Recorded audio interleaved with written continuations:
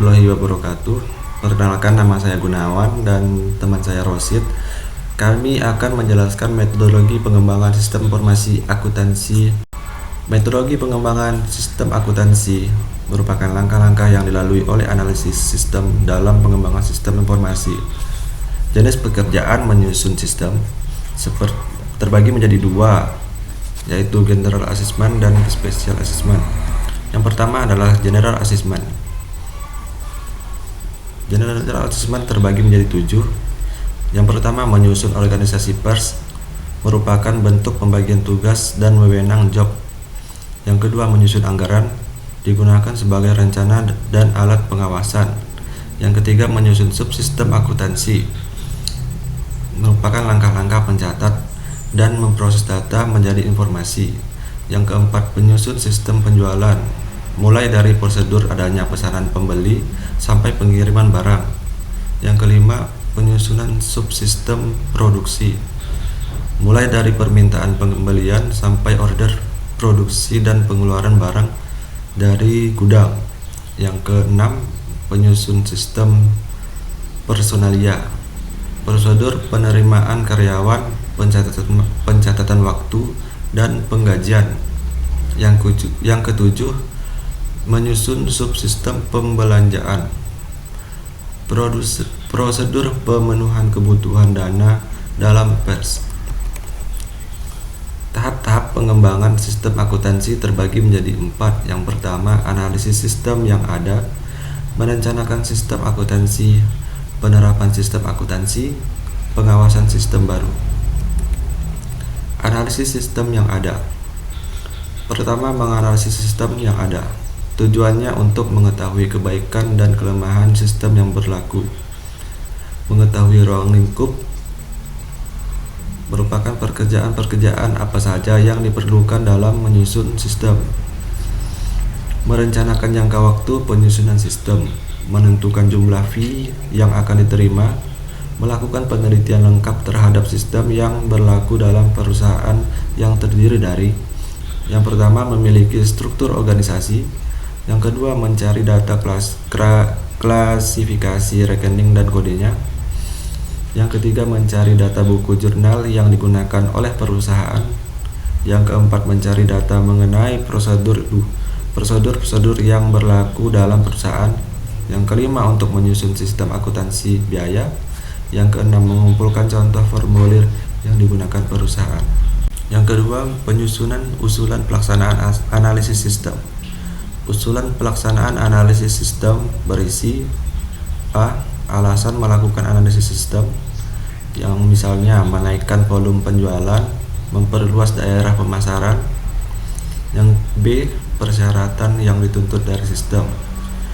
Pembeli menerima barang yang dipesan sesuai jenis, spesifikasi, jumlah, harga, dan tanggal penyerahan yang diinginkan. Perusahaan menerima dengan segera pembayaran dari pembeli sesuai dengan jumlah yang ditagihkan.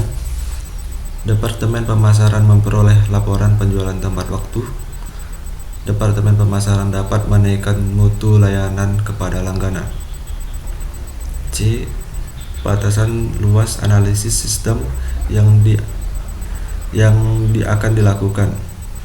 D. Identitas informasi yang harus dikumpulkan. Tujuan untuk memperoleh gambar lengkap tentang sistem informasi yang akan dikembangkan. Baiklah, dan akan dilanjutkan oleh teman saya, yaitu Rosid. Assalamualaikum warahmatullahi wabarakatuh. Saya Rosid akan melanjutkan penjelasan yang disampaikan oleh Gunawan tadi. Nah, yang untuk ketiga, yaitu pelaksanaan analisis sistem. Yang pertama, menganalisis laporan yang dihasilkan sekarang. Itu dengan cara mempelajari laporan yang sudah dihasilkan oleh sistem akuntansi yang sekarang. Yang kedua, yaitu menganalisis transaksi. Itu dengan cara menganalisis pertama formulir, itu yang kedua menganalisis catatan, dan menganalisis prosedur yang digunakan dalam melaksanakan setiap transaksi tersebut. Yang pertama itu unit organisasi yang terkait dalam transaksi. Kedua yaitu formulir yang digunakan. Ketiga, sistem otoritas dalam pelaksanaan transaksi. Yang keempat, catatan akuntansi yang digunakan. Kelima, prosedur pelaksanaan transaksi. Yang ketiga itu menganalisis formulir yang digunakan. Keempat, mempelajari catatan pertama. Nah, catatan pertama ini adalah sistem akuntansi yang bisa kita sebut yaitu dengan sebutan jurnal. Yang kelima yaitu mempelajari catatan terakhir atau jurnal penutup. Merancang sistem akuntansi atau sistem desain, yaitu pekerjaan merencanakan sistem baru dapat dilakukan dengan pendekatan top down atau bottom up. Bottom down, top down adalah cara penyusunan sistem akuntansi dimulai dari struktur yang teratas dan dilanjutkan hingga yang ke bawah. Sedangkan bottom up adalah cara penyusunan sistem akuntansi yang dimulai dari struktur yang terbawah hingga ke yang teratas, dilanjutkan yang ke atas.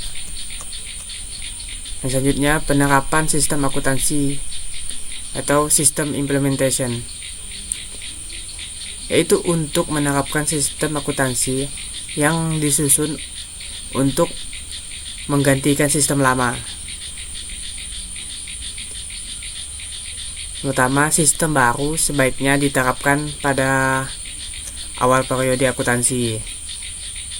Nah, awal periode akuntansi itu biasanya dimulai dari bulan Januari dan ditutup hingga bulan Desember.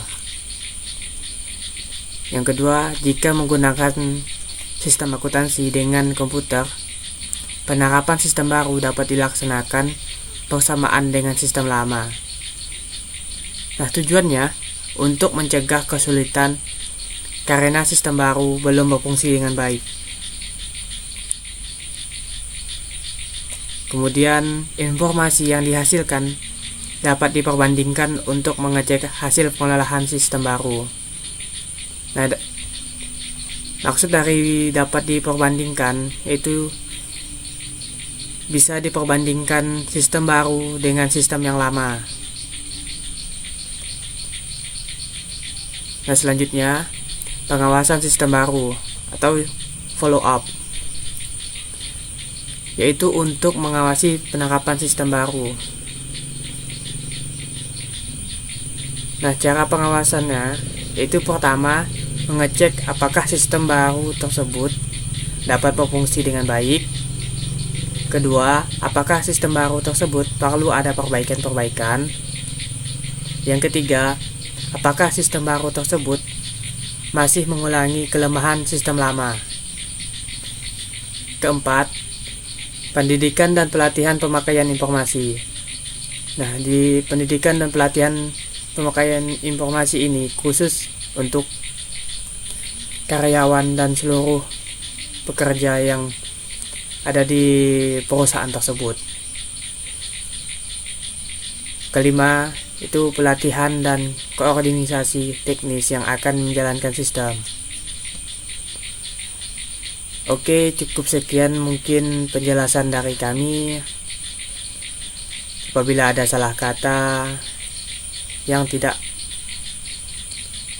berkenan di hati teman-teman, kami memohon maaf yang sebesar-besarnya. Wabillahi taufiq wal hidayah. Wassalamualaikum warahmatullahi wabarakatuh.